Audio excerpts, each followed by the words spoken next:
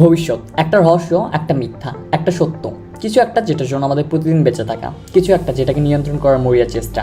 যদি কখনো আমরা আমাদের ভবিষ্যৎ সম্বন্ধে জানতে পারতাম তাহলে হয়তো বা পুরো পৃথিবীটাকেই বদলে দিতে পারতাম। আজকে আমরা ঘুরে আসবো আমাদের ভবিষ্যৎ থেকে।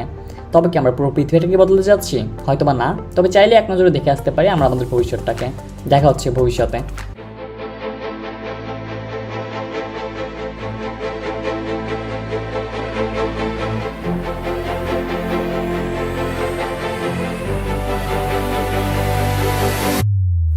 আমাদের বিজ্ঞানে 3টা গ্রেট রেভলিউশন হয়েছে, যেটা কিনা সমস্ত কিছুকে বদলে দিয়েছে। প্রথমটা ছিল স্টিম পাওয়ার, বিভিন্ন ধরনের ফ্যাক্টরি তৈরি কিংবা ইন্ডাস্ট্রিয়াল রেভলিউশন। দ্বিতীয়টা ছিল ইলেকট্রিসিটি, যেটা কিনা আমাদের এক আলো দিয়েছে, যে আলোতে আমরা আমাদের জীবনটাকে আলোকিত করতে পেরেছি। এবং থার্ড রেভলিউশনটা ছিল হাইটেক টেকনোলজি, যেটাকে কেন্দ্র করে দাঁড়িয়ে আছে আজকের পৃথিবী। আর আমরা এই মুহূর্তে দাঁড়িয়ে তাকিয়ে তাকিয়ে দেখতেছি চতুর্থ রেভলিউশনটাকে। চতুর্থ রেভলিউশনটা হবে আর্টিফিশিয়াল ইন্টেলিজেন্স, বায়োটেক এবং ন্যানোটেক টেকনোলজি। আচ্ছা, কখনো ভেবে দেখেছেন আজ থেকে 50 বছর পর কোথায় থাকবো? কী হবে আমাদের সাথে? আমাদের বর্তমান সময়টা বিজ্ঞানের সময়। গত কয়েকশো বছরে যদি মানবজাতি কোনো কিছু করে থাকে সেটা হচ্ছে জ্ঞানকে একসাথে করতে পেরেছে। আপনার ফেসবুক পেজ স্ক্রল করার মাঝে আপনার চেয়েও আপনাকে বেশি জানতে পেরেছে আপনার ব্যবহার ট্র্যাক করা আর্টিফিশিয়াল ইন্টেলিজেন্স। আর আগামী 50 বছরে আপনাকে আর্টিফিশিয়াল ইন্টেলিজেন্সের রিড করার ক্ষমতা কয়েক গুণ বেড়ে যাবে, হয়তো বা কয়েক শতগুণ। আগামী 50 বছর পর অর্থাৎ 2070 সালে আমরা আমাদের বর্তমান সময়ের চেয়ে অনেক বেশি হাসি খুশি থাকবো। আমাদের হ্যাপিনেসের প্রতিটা মেটেরিয়াল আমাদের হাতের নাগালে থাকবে। ঘরে বসে ভিআরের মাধ্যমে জগিং করতে পারবো নিউ ইয়র্কের কোনো রাস্তাতে, এবং একই সাথে প্রতিটা জিনিসের একটা সাইড এফেক্ট থাকবে।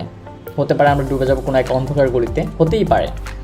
এটা সম্পূর্ণ নির্ভর করবে এআই এর বিকাশের উপর এবং আর্টিফিশিয়াল ইন্টেলিজেন্স কীভাবে ব্যবহার হচ্ছে সেটার উপর।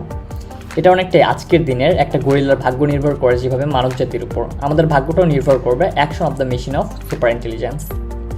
গত 300 বছরে যা পরিবর্তন হয়নি তার চেয়ে অনেক পরিবর্তন হবে আগামী 20 বছরে। আমরা বসে আছি বর্তমানে পরিবর্তনের এক যুগে। সময় এখন আর সায়েন্স ফিকশনের নয়, সময় এখন সায়েন্স ফিকশনগুলোকে পরিবর্তন করে সায়েন্স ফ্যাক্ট হবার। 1969 সালে নাসার চাঁদে পাঠানো রকেটে যা ছিল তার চেয়ে অনেক বেশি পাওয়ারফুল টেকনোলজি ছিল 2007 সালের স্মার্টফোনে।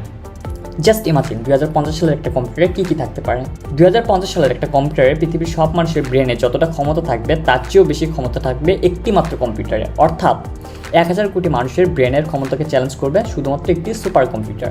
মোবাইল ফোন আগামীর কখনোই বেস্ট সেলিং প্রোডাক্টের ভেতর থাকবে না। তবে কী হতে পারে আমাদের ভবিষ্যৎ টেকনোলজি? এটা বুঝতে হলে আমাদের বুঝতে হবে ডিম্যাটেরিয়ালাইজেশন টেকনোলজি।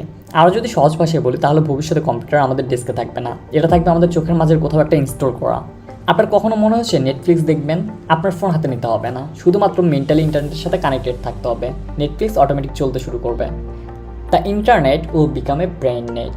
একটা ডক্টরের পক্ষে একদিনে কয়েক হাজার রিপোর্ট পড়া অসম্ভব, কিন্তু একটা সুপার কম্পিউটারের জন্য কিছুই না। বর্তমান সময়ে কিন্তু এমন অ্যাপ্লিকেশন রয়েছে যেখানে আপনি আপনার রোগগুলোকে এক্সপ্লেন করবেন এবং অ্যাপ্লিকেশন আপনার রোগ শনাক্ত করার জন্য যথেষ্ট।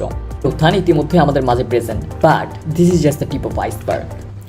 আমি চেষ্টা করেছি আজকের ভিডিওতে আমাদের ভবিষ্যৎ টেকনোলজি নিয়ে সংক্ষিপ্তভাবে কথা বলার জন্য। তবে আপনারা চাইলে আমি একটা কমপ্লিট ভিডিও রেকর্ডিং করতে পারি যেখানে আমরা আমাদের ভবিষ্যৎ টেকনোলজি নিয়ে সম্পূর্ণভাবে বিস্তারিত আলোচনা করার চেষ্টা করব। ধন্যবাদ সবাইকে, ভালো থাকবেন। স্টিল কেউ যদি চ্যানেল সাবস্ক্রাইব না করে থাকেন ডেফিনেটলি সাবস্ক্রাইব করবেন।